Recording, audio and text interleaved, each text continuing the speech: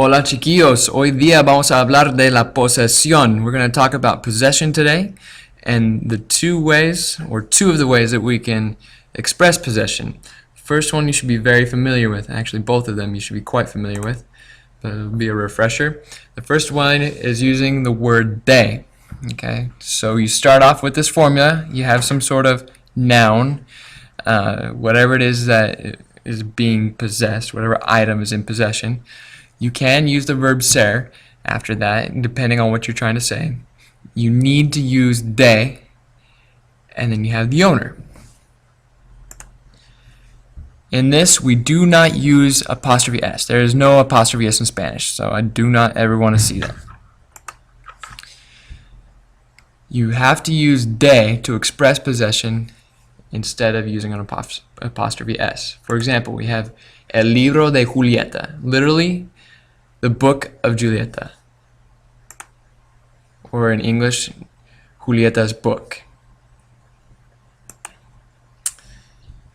La casa de Carlos, literally the house of Carlos, or better translated would be Carlos's house. We have la mochila es de Felipe. There we have an example of when we could use ser. Just changes the meaning a little bit. So we have literally the backpack is of Felipe, or better translated is the backpack is Felipe's. I never want to see anything with apostrophe s, such as Julieta's libro, Carlos's casa, es Felipe's mochila. That does not work in Spanish. They will look at you funny and call you a crazy gringo. So I don't want to see those. The second way to express possession is with adjetivos, adjectives. In English, these look like my, your, his, her, our, and their. In Spanish, it looks like this. We have mi, mis, tú, tus, su, sus, nuestro, nuestra, nuestros, nuestras, su, and sus.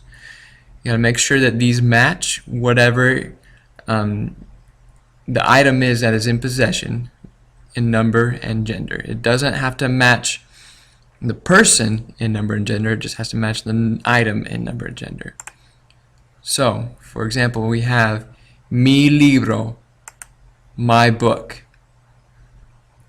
If you have more than one book, we have mis libros, my books. Or as a terrible translation that might help you remember this better, my's books. Tu lápiz, it's a singular, your pencil. If you have more than one pencil, tus lápices.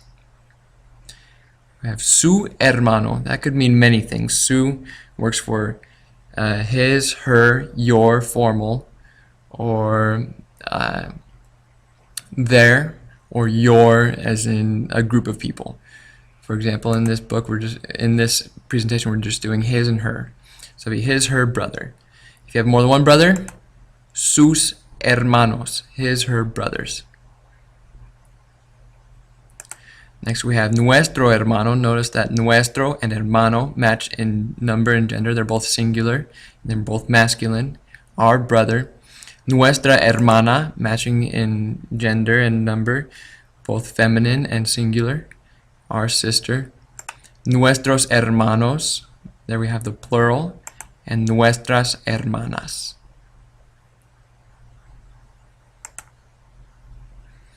Again, taking a look here, we have the plurals, the s's that we add to the plurals. Más ejemplos. Es su carro. ¿De quién? De David. It's his car. Whose car? David's. ¿De quién es el helado? Whose ice cream is this? Es mi helado. It's mine.